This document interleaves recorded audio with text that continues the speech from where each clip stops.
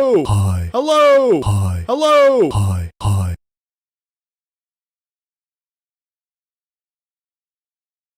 No. Hi. You saw me for a second. God, I was so prepared. Welcome back to Popcorn Poppin' Live, your weekly TV streaming movie. Hold on, let's get this better. Put the camera down. Earlier, I tested the angle and everything, but I decided to put the camera down anyway. It's so foolish of me. It doesn't matter. No one's here. I'm talking to no one. Welcome back to Popcorn Poppin' Live. All right. Damn it. I had this framed up. Welcome back to Popcorn Poppin' Live, your weekly movie, TV, and streaming guide. You don't have time to figure out what to watch because there's too much content in the world. So let me waste my time for you by watching all that looks vaguely interesting and letting you know what's poppin' and what ain't. Tonight, we'll be talking about quite a few things. But first and foremost, what's going on, guys? Can't we all just get along? Can't we all just have a good time without getting at each other's throats? I mean, gee golly willikers, Batman. I think that they should just make their little rhymes and not worry about each other, you know? Because everyone's a winner in my book. JK, Kendrick's winning in my book. Drake isn't looking so good. He should have took his time. All right, this is Popcorn Poppin'. We don't eat popcorn while listening to music. So let's go on to the next one. But Kendrick's winning. That's all I have to say. But I want no beef. And who would like to see them in a fight? And then a little bit of a disagreement with some folks at work. Some people said that Kendrick would win. Others said Drake. Someone brought up a fight, fisticuffs. Now, Drake definitely didn't really suffer through any life, and Kendrick's from Compton. So there is that. But I have seen Kendrick in person before. He's a little guy. He's such a little guy. It made me leave the concert early because it was boring. When you see a little guy on a giant stage not moving, just spitting ill rhymes that I can listen to in the car on the way home instead of around a bunch of people, then yeah, I'd rather do that. Anyways, back to the movies and television shows that we actually came here to talk about. What's the spotlight film, guys? Fall Guys made a movie. Isn't that great? The cute little gang called Fall Guys made a what? Oh, it's not. Oh, sorry. The Fall Guy came into theaters. If you haven't seen it yet, it is it's okay. You know, it's all right. I think it was popping enough for like a date movie for sure. It was a great love letter to stunt performers for sure. I do agree with that. And like the whole point of it, like I think Ryan Gosling even admitted, let's scroll down here. Obviously, this is a love letter to the stunt community. They're the hardest working people in show business. They risk more than anyone. This movie is just a giant campaign to get stunts an Oscar, which the Oscars do not currently have a category for. I don't know what to say. How do you say thank you to someone that goes and sets themselves on fire 8 times for you, jumps out of a helicopter, rolls a car 8 times for you? This is just an example of what they do for us, what they contribute to cinema, and what they risk for all of us. It's really been an honor to be part of something that tells your story in some way. Yeah, but you know, story-wise, it just wasn't that funny. So I'm glad that, I think I mentioned this on the show last week, my forecast of whether or not this would be popping. And I said that I was nervous because the writer Drew Pierce isn't much of a comedy writer. This wasn't funny. It had some like, it's a light movie. It is fun. If you love Ryan Gosling, you're probably going to love the movie. I love Emily Blunt, and I didn't love the movie enough because she wasn't in it enough. But Ryan Gosling is really good at comedy. And so like physicality wise, it's all funny, but like dialogue wise, it's something, it's not made for me. I got to remember it's a rom-com. It's a rom-com, which I thought was an action movie laced with rom-comminess, but not commie like communist, but it's a rom-com it's a rom-com with some action shit. A lot of action, but a lot of rom-com shit. A lot more than I thought there would be. So it's fun. If you don't know what it's about, I'll tell you. A down-and-out stuntman must find the missing star of his ex-girlfriend's blockbuster film. It's based off of a TV show called Fall Guys. And I thought it was going to be The Nice Guys and the Nice Guys. I put down Edge of Tomorrow, but I think it's just my favorite Ryan Gosling comedy is Nice Guys, and my favorite Emily Blunt film besides Sicario is Edge of Tomorrow. But both are action films, both are very fun. I would recommend to watch The Nice Guys instead, but if you're looking for a rom-com with these two, this is it. Emily Blunt's so good in this. Ryan Gosling's very funny, but I'm getting kind of tired of all these like wackadoo characters. But no judgment. It's just I kind of miss the dark and brooding. I probably complained on the show about the dark and brooding because usually Ryan Gosling movies have him at the screen for like 27 minutes at least for each movie. In this, there's no brooding, and if there was, it was done in a very comical fashion. So I will say the film succeeded in being lighthearted fun. I was checked out after a while. Poppin' or not, if you're looking for a good date movie, this is a decent date movie for sure. You'll have fun. You won't walk out saying, I hated that movie. You'll walk out being like, yeah, that was a movie for sure. UnFrosted, streaming on Netflix right now, not Friday. That is a typo. The Jerry Seinfeld film about how Kellogg's versus Post in 1963 Michigan to complete a cake that could change breakfast forever. We're talking about the Pop-Tart. I didn't finish this movie, but I decided to give you my first impression anyway. First impression. All right. Hypothesis. I thought it wasn't going to be good. It wasn't going to be funny. I didn't watch the trailer either, so I didn't really know what I was in for, but I knew what kind of people were in it. And there's a lot of comedy stars in it, which is really, really good. And the comedy is like, I think the best word I can use, and it might not be correct, is like vaudevillian, which I don't think is a word, but like old, like harmless comedy, like silly, somewhat wackadoo. And there's no way, I didn't finish the movie, but there's no way it could offend anyone either. I think it's just very lighthearted fun.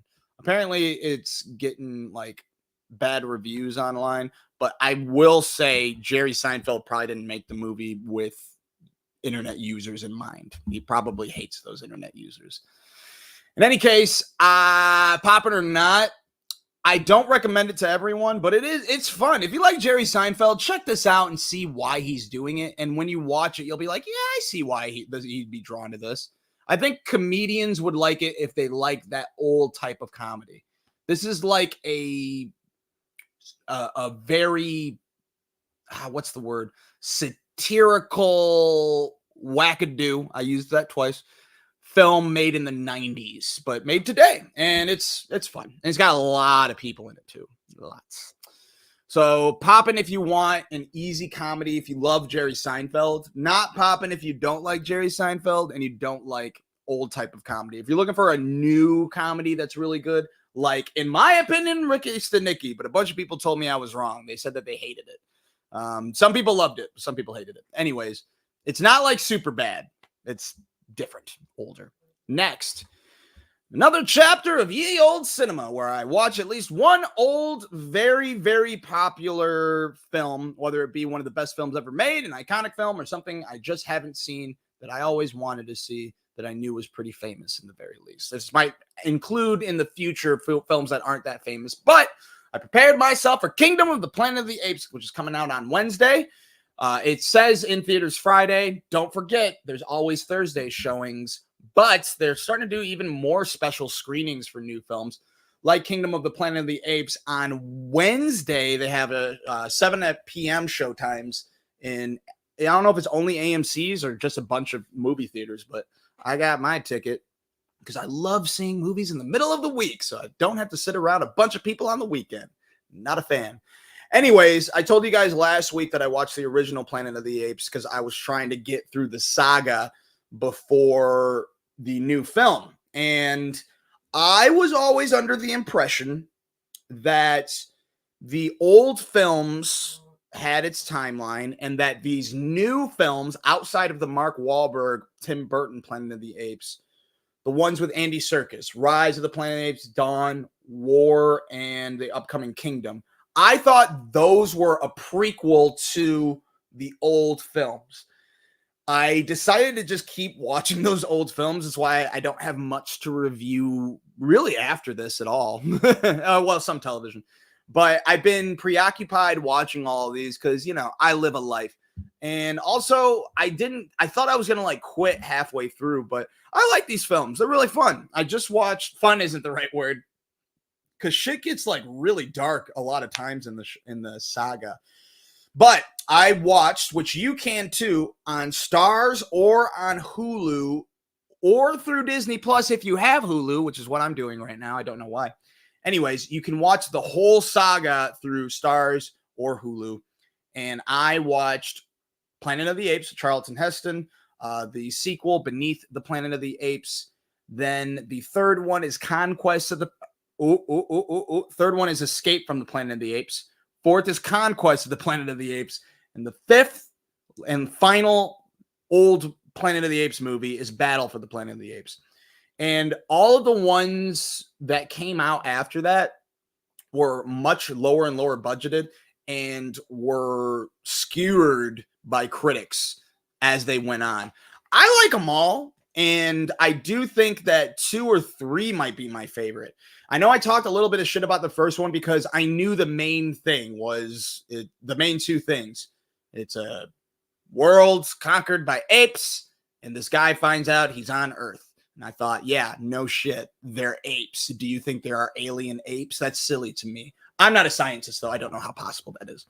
In any case, I like the old movies. It brings up a lot of very interesting themes, but also it explains a few things about what the new ones were going for.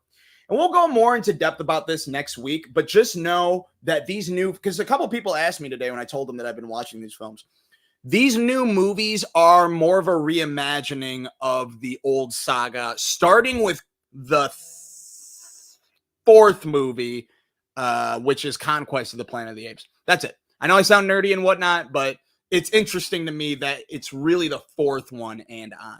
We'll go more into that next week. In any case, what was the newest show? What? Limelight show, sorry. Baby ReinDeer, I finished it. You probably heard a lot. You probably seen it online a bunch. And I thought this was just going to be a comedy about a stalker and it gets a little dark. Which it does, but it gets a lot more dark than I thought it would. Basically, it's a true story, based on a true story, where a failing comedian who has a down on his luck comedian who's not very good and doesn't really have confidence in himself, nor has like friends really, is stalked by someone he's not interested in, but has the inability to tell her to leave him alone. Why? You have to keep watching the show. I, along with other people online, were getting very frustrated with this character's choices. I hated his choices, but the best written characters are ones that make mistakes because that is a truly human character. If they were doing everything that a normal person would do, the film, TV show, miniseries, play, whatever you're watching that's usually fictitious, won't be as interesting because they're not making bad decisions. The dude in this makes so many bad decisions. Now, the star of this is also the creator and showrunner and all of that. Poppin' for sure. Trigger warning, there is in the show opens with this as sexual violence in it. I think that was very well descripted, and the sexual violence that was going to happen, I was not prepared for it. I really wasn't. You kind of see where it's going after a while, but it goes a little further than you thought. Man, it gets really dark, and you understand characters better as the show progresses. One thing that I really want to respect of this show is you get the main story in the first episode, and you don't know much about either of them. You really don't know much about her throughout the series, except she has a past that is public knowledge. And I don't want to give it away because the things you slowly discover as the show unravels are not only jarring because it's like, holy shit, crazy, but it's interesting because each episode, like, you don't know where he lives until the second episode and like what his past is. And the third episode, you realize like it goes back 6 years, which is very, very important. And it's very interesting the way that he told the story. The cinematography is excellent. The acting is spectacular. They are both very good in this. And apparently this was originally a one-man show. And the whole series is on Netflix right now. It's 7 episodes long. Most episodes average to about 32 minutes each, except for the wild, surprising episode, about 46 minutes. And it's all worth it. Just no shit gets real in around episode 4. It might be episode 3. I'm not sure. Excellent show. And it's popping. Check it out on Netflix right now. A Man in Full, starring Jeff Daniels, where it's 6 episodes long miniseries when a real estate mogul, Charlie Croker, faces bankruptcy, political and business interests collide as he defends his empire from those attempting to capitalize on his fall from grace. I love this show. I've only watched 2 episodes so far because I've been aping it up too much, but I love everything about it so far. He's really good in it. I don't know if his accent is good, but it sounds appealing to the ear anyway. Road talks like this. Who do you think you are trying to mess with me? I'm Charlie Croker. Like, I don't know. It's just, maybe that was good, but that's exactly what he sounds like, and it sounds dope. It's fun. It's kind of like, I would say, lightly like Succession meets House of Cards, but not as crazy as House of Cards. And as far as I know, Jeff Daniels hasn't been inappropriate with anyone. In any case, Man in Full, I recommend it. Give it a shot. Regina King, the amazing actor and also an amazing director, did 3 episodes, the 1st, the 5th, and the 6th. Again, I haven't finished the show. I watched the first 2 episodes, and I really dig it a lot. So if you like Succession, I think you'll like this show. And yeah, I don't have much else to say about it. Give it a shot. Give it a shot. Tales from the Empire. May the 2 days after the 4th be with you. What did I do on May 4th? I don't know what I did on May 4th, actually. But I didn't watch this. I watched some of the first episode because I was like, I got to watch some of this, but I was busy working on something. I don't remember what it was. In any case, I didn't finish the show, and which is really sad. Another reason that I didn't, even though I love Tales from the Jedi, is because Tales from the Jedi had centered on characters I cared more about. I don't care about, I think I got her name written down here. Oh, it doesn't have her name. Elsbeth, I think her name is. I don't care about this character who's in The Mandalorian and Ahsoka and maybe even the Tales from Boba Fett right now. I think the actor's good. I never really cared for the character. But these Dave Filoni knows how to make Star Wars. He's the best part of Star Wars. So I'm sure I'm going to love the miniseries. I just haven't watched it yet. But I watched some of it, and from what I saw, it was spectacular. So if you like Star Wars, check out Tales from the Empire on Disney+.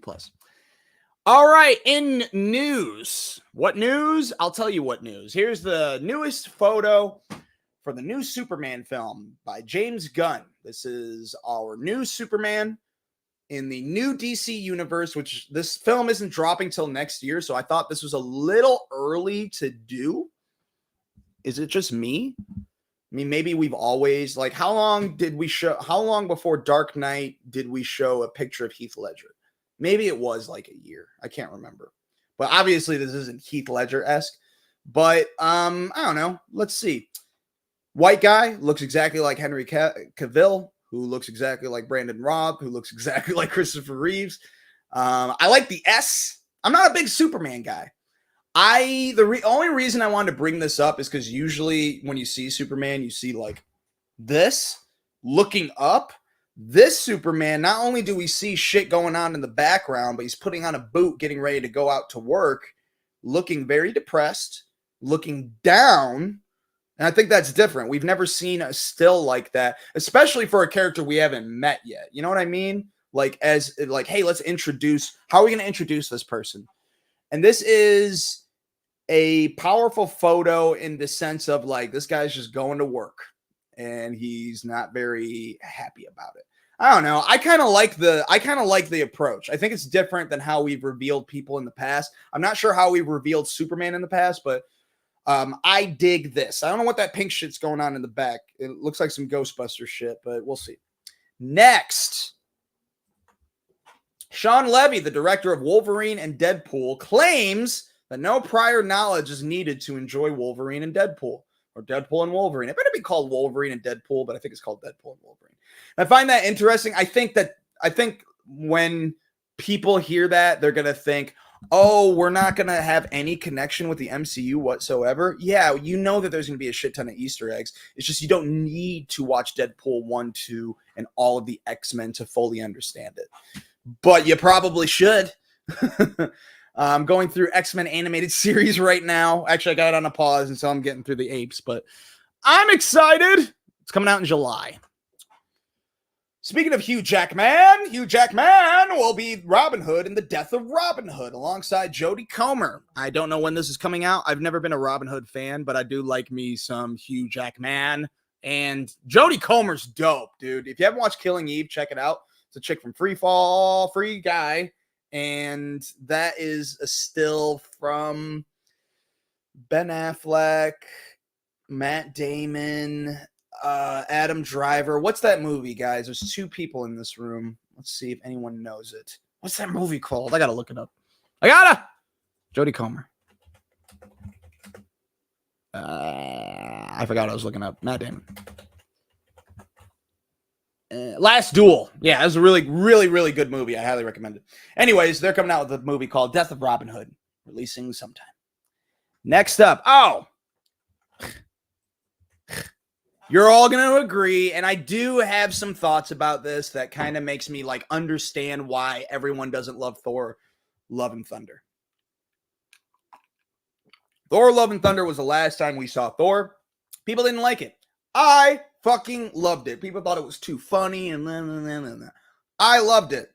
I didn't understand why people didn't like it until I read this quote from, I almost called him Liam Hemsworth. Chris. I almost said Jack Hemsworth. All right, well, let's see what he said. I got caught up in the improv and wackiness, and I became a parody of myself. I didn't stick the landing. All right.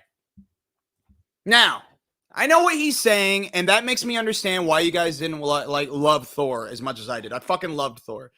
Granted, it was like a Taika Waititi, like, all right, I got full control, dope. I was cool with that. But when people say parody of himself, yeah, but like to me, when I watch the movie, I'm aware of that. I'm aware. How I saw it was, this is how my whole planet's dead. My brother's dead. My dad's dead. And I lost an eye. And I went through I was fat for a while. And I need to go find myself. I found new confidence in myself with this persona of I'm the best in the world and I'm like a 80s action movie star. That's how I took it, and I rolled with it because I thought that's dope. I can buy that. Thor keeps changing, and in this point of his life, it's like a midlife crisis after he's lost everything. So that is why I loved it, and that's why I didn't like him saying that. But I do understand what he means by feeling like a parody of himself. But that's kind of what I was seeing specifically in the beginning. Like this picture in general, when he takes off like his robe or whatever, you see him in this, you're like, yeah, that looks silly. But obviously, I don't know. I get what you guys wanted, but I liked what we got. Next. There's going to be a new, Jonathan Nolan. What the fuck? Where is it? Brother Nolan wants to do more Batman. He helped write the Dark Knight trilogy with Christopher Nolan. He currently works on Fallout, and he was busy with Westworld after that. He also wrote in Interstellar as well. He said he wants to do more Batman. Leave it alone, John. Leave it alone. And I'm not saying that like Dark Knight sucked, but like let's move on. I hate when we dig people back up. It ended. Let's just move on. Next. God damn it. Where is it? Okay. Mike Flanagan, one of my favorite directors. He did movie-wise. He did Dr. Sleep, Hush. I know he did others. I don't want to fold my arms like him. Do we look alike? I think that our hair looks similar. He did Follow the House of Usher, but most famously, The Haunting of Hill House, which is one of the best miniseries ever. If you haven't watched it yet, watch it on Netflix. I enjoyed Follow the House of Usher more, but Haunting of Hill House is superior for sure. Anyways, remember that shitty Exorcist movie that came out last year? I think you can check it out on Peacock right now. I think, I'm not positive. Don't. I was very upset with that movie. Well, they apparently are going to make a sequel, and Mike Flanagan is in talks. I'm down, but, you know, the thing that Mike is very good at, he's done Oculus. Like, that was original. I think Hush was original. So he knows how to make original shit, and I like his original shit. But obviously, he is better at adaptation. So maybe this isn't the worst decision, but I kind of want to see him do either something original or just fucking go work for the Dark Tower TV series that I think is greenlit and everything. Why am I hearing about these other projects? I want to see the Dark Tower series. We'll see how that goes. Next. I'm guessing an interviewer asked Ryan Gosling, like, yo, dude, why are you doing such like popcorn popping films? And I'm not complaining. I think Ryan Gosling is very, very funny.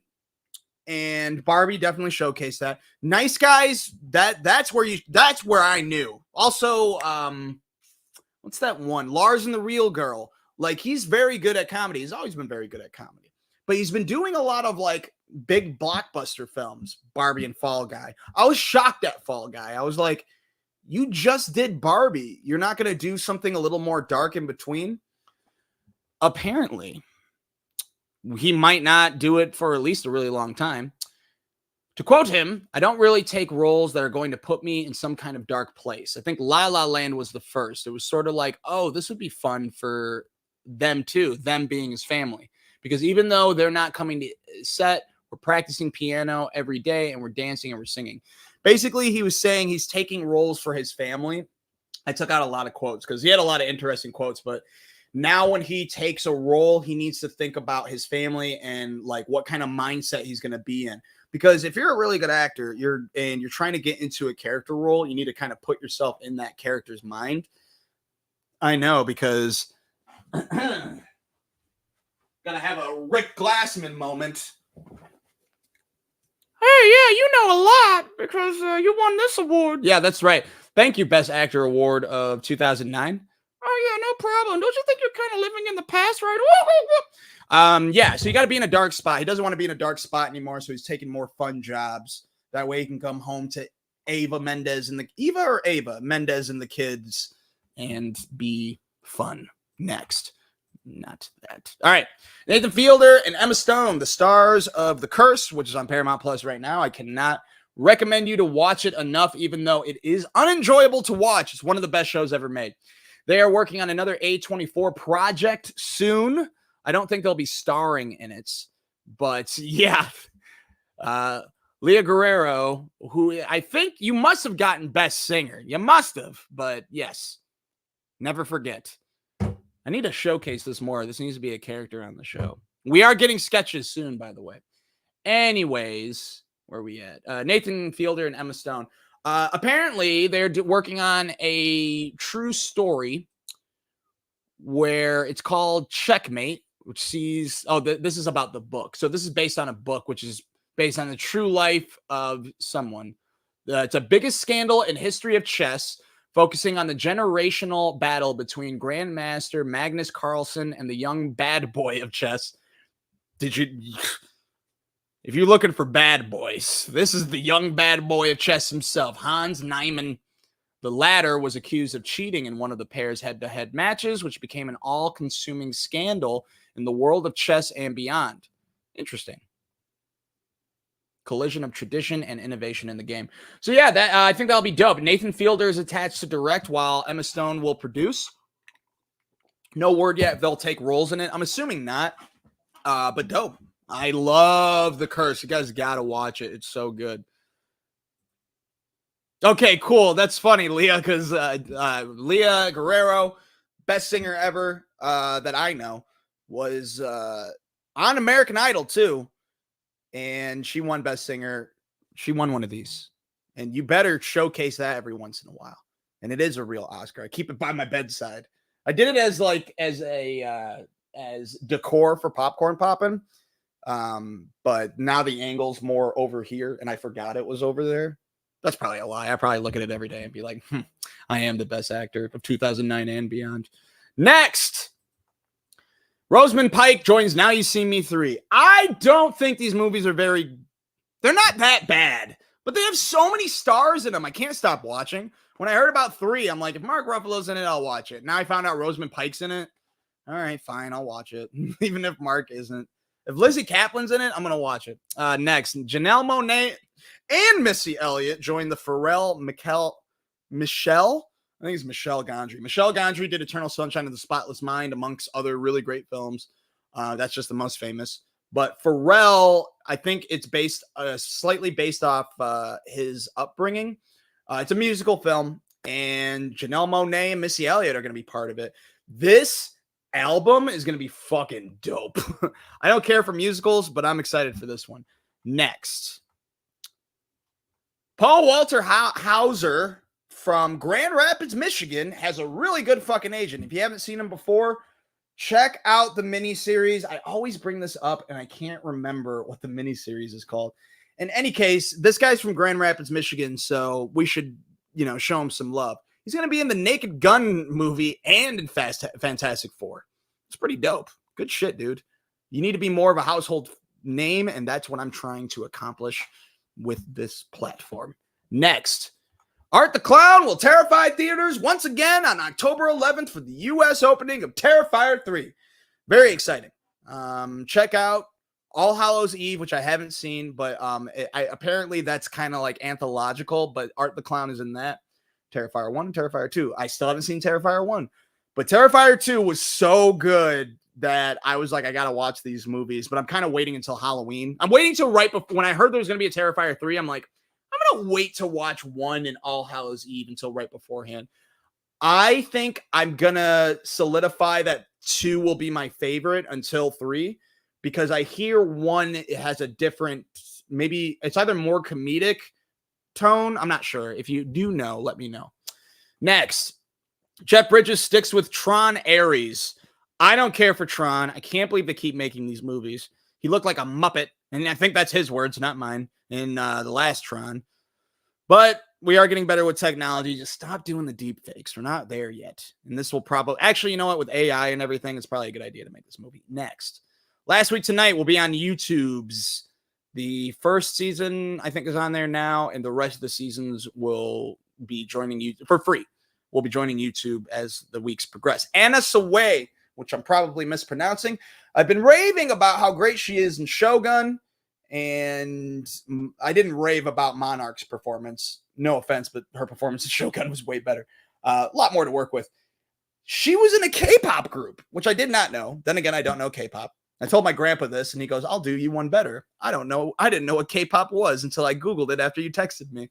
So apparently she was in a K-pop group, and she was almost going to be Katana in the original Suicide Squad film. But what stopped her? She was forced to turn down an audition. But the person we got was Karen Fukuhara. Hope I'm pronouncing that right. From The Boys. So still, it's okay. Next, cinema ain't as sexy as it used to be. Kind of, sort of. So I found this report. By the way, I always forget to cite this at the top, but I get all my most of my stories anyway from Deadline, Variety, and Hollywood Reporter. I don't remember which one this one is, but let me read you something. Despite a streaming boom, which has more content distributors with permissive content boundaries than ever before, shouldn't have read that part. That was boring. Start listening now. A new study finds sex in film has declined dramatically since 2000. Ranked on a scale from none to severe, found the level of sex content in cinema has fallen by almost 40%. The number of films with no sexual content at all has risen from 20% per year to roughly 50%. So I'm guessing it's because we're getting all the pervs out of Hollywood. But also, I think it's because we're also making sure actors are more comfortable with accepting roles with a limited amount of sex on screen or none. And I had a third theory. We are living in a more like, what word am I looking for, guys? shocking world or like easily offensive world. God damn it. I don't know what's happening to me. I think I'm having a stroke. Anyways, so yeah, I do understand why there's less sex in cinema, but I didn't know it's fallen by 40%. That's huge.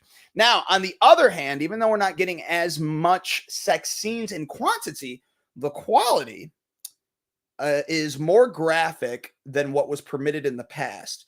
For example, there's an erect penis in May, December, and characters performing oral sex while their partners were menstruating. Saltburn and Fair Play. I remember Fair Play. That was just weird. That wasn't like, oh my God. I guess that is kind of, oh my God. It was fucking disgusting, Saltburn. Ugh. So yeah, violence dropped off a bit around the same time in 2014, along with profanity. But in the last few years, those two aspects have rebounded to be more commonplace as ever. So that's interesting. So basically, we're getting less sexy, but when we do get sexy, boy, oh boy, do we sexify that screen as much as we can. Robin Floyd says weird. I know, right? Isn't that weird? Strange. You think that I feel like we're more like sex positive. So why can't we see more of that on screen? But then again, even though we have intimacy coordinators now, I feel like I do understand actors like not being comfortable. Like I think I've strayed away from auditions where it's like, hey, heavy, you'll be doing it, but that's like a play. I think that's different when you're faking a sex scene on stage. But I mean, with intimacy coordinators, I would figure that more actors would be more comfortable with doing sex scenes, but who knows? Maybe the algorithm says that we don't like sex because there's an algorithm for everything. All right. Is that all the news? That's all the movie news. Let's get into some TV news right quick. There's not much, I promise. There's going to be a Scooby-Doo live action Netflix series. No, thank you. Hey, who knows though? Maybe it'll be very good, but no, thank you. I don't know when it's coming out, so don't ask me. All right. And I don't know if Matthew Lillard's going to be in it again. He'll definitely do a cameo in the very least. He won't be old Shaggy unless he's playing like Shaggy's dad. That'd be interesting. Anyways, Cobra Kai. I've watched the first season. I dig the show. I have nothing against it. I just never picked it back up again. I will hopefully catch up on it before the final parts of the season comes out in summer. So you know how final seasons usually come out in 2 parts? Well, they're doing it in 3. They're really trying to keep the Netflix subscribers or something. I don't know. I think they're going to keep doing this. Like the final season. I almost said the OC. What's a popular show? The final season of Stranger Things in 5 parts. Don't even announce that. Like, what? Anyways, the first part is going to be coming out this summer. July 18th, the second part in November 28th, and the third part will drop in in 2025. Last TV news. I really struggled with myself about whether or not I should even talk about this because who cares about Rosie O'Donnell? I'm not a huge Rosie O'Donnell fan, but I don't watch and Just Like That or Sex in the City. This might just be for you, Robin. Rosie O'Donnell's joining the cast of the new season. So I don't know. She's acting again. That's kind of cool, right? I don't know. I like seeing like maybe prolific ain't the right word for Rosie O'Donnell. No shade meant. Maybe she was a little prolific because I think everyone knows who I'm talking about. So I think if you're a household name that much, that's prolific. But I can't name you one movie she was in at the moment. Like, what's she known for? I don't know. Anyways, I like it when actors from back in the day that we don't see anymore decide to act again. I think it's kind of cool. Sometimes it's bad, but sometimes it's dope.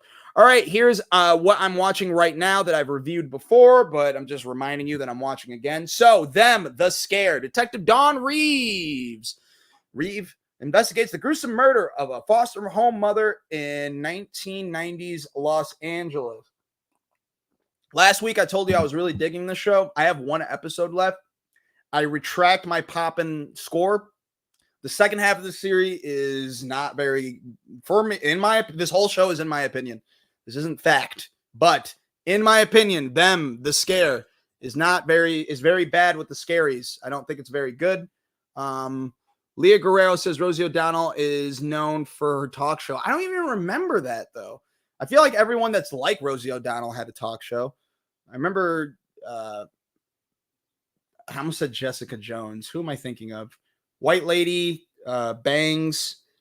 She hated, whatever. That's a different subject. I'm going to move on. If anyone can remember a movie that Rosie O'Donnell is famous for, please leave a comment because we can't remember. We remember a talk show. Leah remembers a talk show. I don't. Them the Scare. I said it was Poppin. I'm retracting that rating. It's just it does really corny things like I don't know. It's not good. It's not good anymore. She's still fantastic in this. I'm gonna look up her name. It's worth it. I hope that she becomes a household name. And remember, this is season 2 of them. I really loved season 1, and I recommend it. Just know it's weird, like black torture porn, which the second season has a lot of racism, and it is like so much that it pisses you off, which is something that makes you not want to watch the show, to be honest. But it's still done okay. I just don't like the horror shit in it. Deborah Ayorendi. I don't think I'm pronouncing that right. Anyways, she's very great in it. I'm retracting my Poppin status. If I love the final episode so much that I think you need to watch it again, we'll talk about it next week again. But I'm not.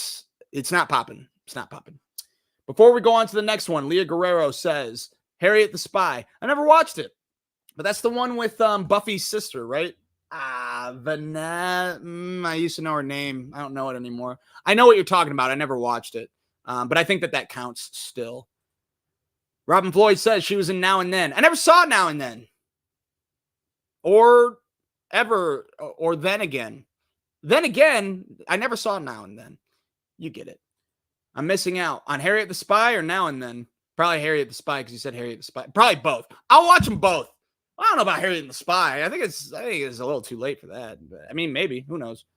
I do have to add in, if I find 12 more hours available in a weekly schedule, I will watch Harriet the Spy and Now and Then. And I want to do a segment where the audience tells me what to watch that I haven't seen before. So maybe I'll watch Harriet the Spy and Now and Then.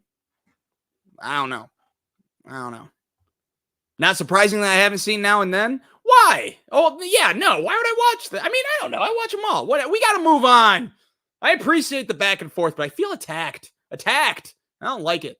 We live in 2024, people. How dare you? I'll add Harriet and the Spy, and we'll make a list, all right? If I have a fucking pen, I don't have anything. So this is what we're going to do. We're going to do a list of movies that the audience tells me to watch, and I have to watch at least one of those movies each week. Harriet the Spy and Now and Then are on there because of Rosie O'Donnell. I should have chosen not to talk about this subject. Although I've heard of Now and Then, so maybe I'll really enjoy that. And I've heard of... All right, you get the point. Next, what are we talking about? All right, the next show is Knuckles, which is on Paramount Plus, 6 episodes long. If you got kids, I always have something for the parents that want to tell their kids to shut the fuck up while you do cocaine in the bathroom. Knuckles, you can turn on while you trip on acid in the back. Because I know all parents do that. Because I don't do it. And I know when I have kids, I'm going to snort crack and do acid. Big Door Prize. Apple TV Plus Wednesdays. I really love the show. I haven't been keeping up with it because of Planet of the Apes. I've talked about it at length. Check it out. If you like a lighthearted show and you like Chris O'Dowd, check out Big Door Prize on Apple TV Plus. Velma. Guess what, guys? Guess what? I have been defending the show, and I got to tell you, didn't finish the first episode of season 2. I'm done. I'm so done. I see what everyone sees. I don't like the show. I kind of hate it. I don't hate it. I don't like it, though. I'm done. This is the last time we're talking about it. Unless one of you guys tell me, no, season 2 gets better, down. But I'm watching the first. So I still love Mindy Kaling. And I watched the Mindy Project. I watched like 2 or 3 seasons of that. And I dug it. I thought it was funny. But after a while, I'm like, I don't know, man. This kind of seems like the same thing over and over and over and over and over and over and over again. And yeah, I don't like it. It's not for me. I thought it's not a cartoon show. There's so much dialogue. It's like, this is a cartoon show? You guys haven't done anything cartoony in so long. The first season, like, it jumped around and shit. And who knows, maybe the second season they do a lot more things. But I do not like the second season. So I was watching it and I'm like, why did I like the first season? So if you want to watch Velma on Max, you can on Thursdays, but we'll never talk about it again. Next, The Sympathizer, Max Sundays. Haven't watched a new episode yet, but this is a very well-made show. Near the end of the Vietnam War, a spy who was embedded in the South Vietnam Army flees to the United States and takes up residence in a refugee community where he continues to gather intelligence and report back to the Viet Cong. This has Robert Downey Jr. playing multiple parts in multiple episodes. This is also has Chan-wook Park, who did Old Boy, do a lot of the episodes as well. Can't recommend it enough. It's not a feel-good show, though. You know what is a feel-good show is Chucky. Peacock Thursdays. Actually, I got to take that off because the season's over.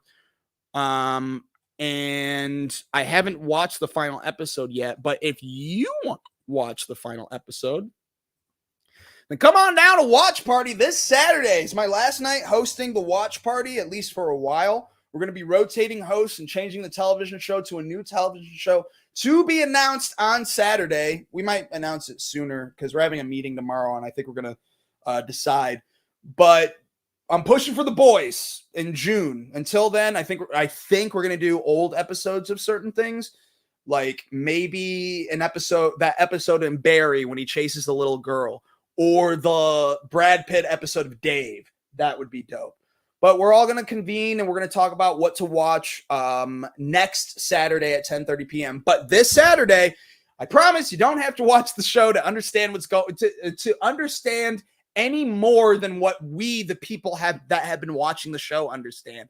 Chucky is a wild fucking show. And I'm very excited to watch the finale with you guys. It's free. There's Poppin' chips. There's fun and games, and there's more of yours truly, along with a really dope community of TV snobs with you, the couch potatoes, as we eat, drink, and watch the last episode of Chucky. Check it out. Sugar, haven't watched the newest. I hear there's a big twist this new episode, but I haven't gotten there yet. I need to finish The Apes, damn it.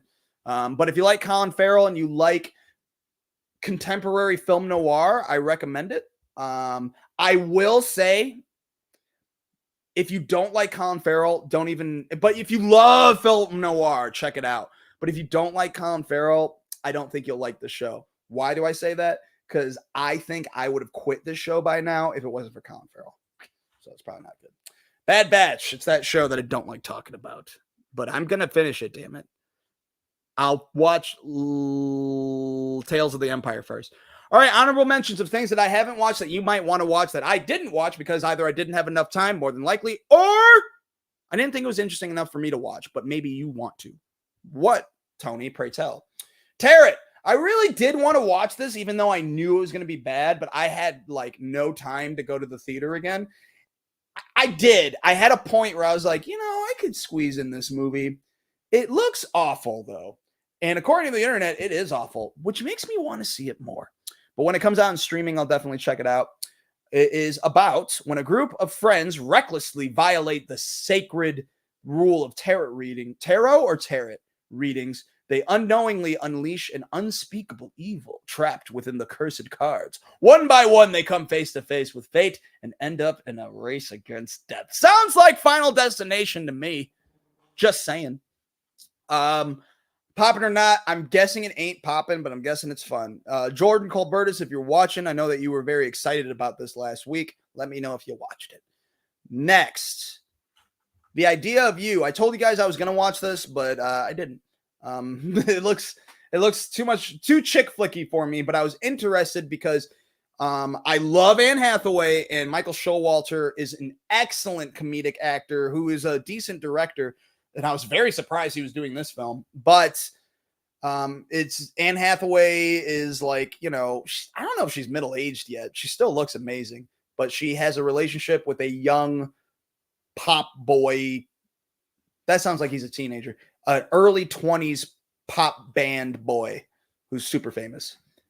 It doesn't sound interesting to me, but I love Michael Showalter, and I love me some Anne Hathaway. Next, The Veil. I did have time to watch this. I don't want to watch it. I don't think it's going to be good. I love Elizabeth Moss, and everything I've watched her in, I've liked the product, I think. She picks great projects, guys. But she has an accent in this, and she plays like a spy or something, and I don't know. It's a mini-series, though, so maybe it's good. It follows a relationship between two women playing a deadly game of truth and lies. That sounds good. One woman has a secret, and the other has a mission to reveal it before thousands of lives are lost. You know, I read that last week, and I didn't quite translate what I was saying. So, I don't know. Maybe I will give it a shot. It's on Hulu Tuesdays. Maybe it's good. Dragon Keeper. If you want to drop your kids off at the pool, if you want to drop your kids off at the movie theater while you go get drunk and go to the circus, take your kids to Dragon Keeper. It's the new animated film that's out in theaters right now. It's about the fate of ancient China rests on the shoulders of one young girl who must find the last remaining dragon egg and fulfill her destiny. This didn't look like something I needed to go see, but I was kind of interested in this. Rarely do I watch like animated films that are targeted specifically for children. Like Pixar, I haven't watched Pixar in a while, and that was for everybody. Also, I am getting older, but I don't know. Maybe it's good. Let's see. Anne Hathaway, 41 years old. Really? Well, she looks good for 41. I guess that is middle-aged, but she don't look middle-aged. She don't look 40 to me. Anyways, next. Thank you for looking that up, Robin. I appreciate you. Number one Poppin fan right there. Another movie that is out in theaters right now that I haven't watched. I do want to see this movie. If this was in theaters that were closer, I would have watched it. But it's called Mars Express. It's set in the 23rd century on Mars. The plot follows the investigation on a murder case carried out by the couple formed by private investigator Aline Ruby and her android companion, Carlos Riviera. I know that doesn't sound very enticing, but check out the trailer. It looks really fucking well made, and it's definitely geared for adults. I mean, did you read what I just said? Or did you hear what I just read? And I'm rhyming until I'm dead, or until I stop right now. Wildcat, Ethan Hawke directed film starring Maya Hawke. Cool for them too, but I'm not really interested in writer Flannery O'Connor when she's diagnosed with lupus and starts to blur the lines between reality and imagination. I'm not interested, but it looks like it's a very well-made film. Next, Turtles All the Way Down. This is like a YA, like coming-to-age tale that looks really good when it comes to trying to replicate anxiety through a character on film. Check out the trailer. You'll know what I'm talking about. But a teenager with OCD tries to solve a mystery surrounding a fugitive billionaire. I don't think that's the main plot. I think it's about a girl that's really trying to get through anxiety. That's what the trailer translated with me. This is directed by Hannah Marks, who was in the Dirk Gently's Holistic Detective Agency. I like her a lot in that, and I think she's a good director as well. Next, The Tattooist of Auschwitz. For obvious reasons, I don't want to watch this. It sounds very depressing. It looks and sounds very good, but too depressing. Harvey Keitel and Melanie Linsky are in it, though, so I'll probably try it someday when I want to be sad. But I don't want to be sad. I don't want to be sad. This is on Disney Plus. I don't know what it's on. And Hacks will be returning, or it has returned. Max Thursdays explores a dark mentorship that forms between Deborah Vance and legendary Las Vegas comedian and entitled outcast 25-year-old. The Las Vegas comedians played by Gene Smart, who is excellent and would be a big enough pull for me to watch the show. But apparently it wasn't, because I haven't watched it yet, but it does win a bunch of awards and is critically acclaimed. So maybe it is good. And it's got a new season that's out right now on Max. So check it out and let me know. All right, what is coming out next week, you may ask? I will tell you. All right, so trailers will tell you, like, movie in theaters August 29th, and August 29th is a Friday. It's always the day before. Remember that. The day before in the evening, the movie will have evening show times. That's how I see movies early. You can see this movie super early, Wednesday at 7 p.m. There are early screenings. I don't know if it's only AMC's or all theaters, But at 7 p.m., there are viewings of or showtimes of Kingdom of the Planet of the Apes. If you want to watch the movies leading up to this, you can go to Stars or Hulu, and they have all of the apes. As I've said, I just finished all of the old saga. You don't need to watch those to understand this one. You don't need to watch the Marky Mark Planet of the Apes. I got to tell you guys, though, I'm 29 minutes in. It's not that bad. I think it's kind of good, actually. The spaceship shit in the beginning is really stupid, but I don't know. I kind of dig it. Anyways, that one's directed by Tim Burton, by the way. And I haven't seen it since I was a kid, but I'm like, this ain't bad. Paul Giamatti's really good. I forgot he was in it. And I like Michael Clark Duncan. My voice is getting really high. This is the 4th installment of the new Planet of the Apes saga. First was Rise of the Planet of the Apes, which had James Franco. 2 was Dawn of the Planet of the Apes with Jason Clarke. 3 was War of the Planet of the Apes, and I can't remember any actors in it. All starred Andy Serkis as the main protagonist ape, monkey, Caesar. It's a reimagining of the old ones. I kind of talked about this in the beginning, so I won't talk about it again. Poppin forecasts, poppin or not. I think it will pop. I don't think it'll be as good as the previous 3 films. It is directed by Wes Ball, who's done the Maze Runner films, which I got to tell you, I think I've been slept on a little bit. I don't know how they did in the box office, but I don't know many people that have seen those movies. I actually enjoy them. 1 is probably the best, but 2 was pretty good. I don't remember 3. I don't know if I saw 3, actually, so maybe they're not good. But 1 was good, and this guy's directing 4, so hopefully it's good. I think it will pop, though. We'll see. We'll talk about it next week. Go to theaters Wednesday. Pool Man. I'm not watching this. Chris Pine co-wrote and directed a movie about a Los Angeles pool cleaner, Darren Barronman, who is approached by a femme fatale to help uncover corruption and a shady business deal. So, we've seen this kind of movie 1,000 times, which isn't a problem. But I watched the trailer and it just doesn't look good, guys. It just doesn't. But trailers aren't always right, as I've said a lot of times before. Sometimes they're too right, and they give you the whole plot of the movie. I've seen enough. I don't want to watch it. The only thing I was interested in was when I was preparing tonight's show, and I added the still and noticed that Danny DeVito is in the movie. Kind of reconsidering whether I'm going to watch this or not. I definitely won't go to theater to watch it, though. I tell you never to check out. No, I tell you to check out the trailer sometime. Check out the trailer. Tell me this looks good. You tell me it looks good. Huh? Yeah. Lie to my fucking face. I dare you. Or maybe it does look good and you want to go to the theaters Thursday to go see it. Bodkin. I don't know what this is called. But it's got Will Forte, which was the poll for me to check out the trailer. But the show actually looks very well made and doesn't look like Will Forte's in a lot of it. But it looks like an interesting mystery, which centers around podcasters that are out to investigate the mysterious disappearance of 3 strangers in an idyllic Irish town. And it better not be a show where there's no serial killer and people are just dying randomly. I'm going to hate that. But check out the trailer. Let me know what you think. It's going to be on Netflix Thursday. I love Will Forte. If you don't know who that is, SNL, MacGruber, Last Man on Earth. You can check out on Hulu. And you can check out MacGruber TV show, which is okay, on Peacock. The movie is probably on Peacock too. Bodkin, Netflix Thursday. And also, by the way, this doesn't look like Will Forte comedy. Yeah.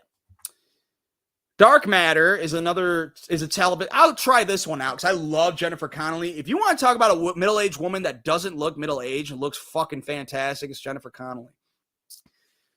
So this does look like a, multiverse movie show, but maybe I feel like now all of these movies and television shows have self-awareness that we live in a world that has multiverse storylines and everything.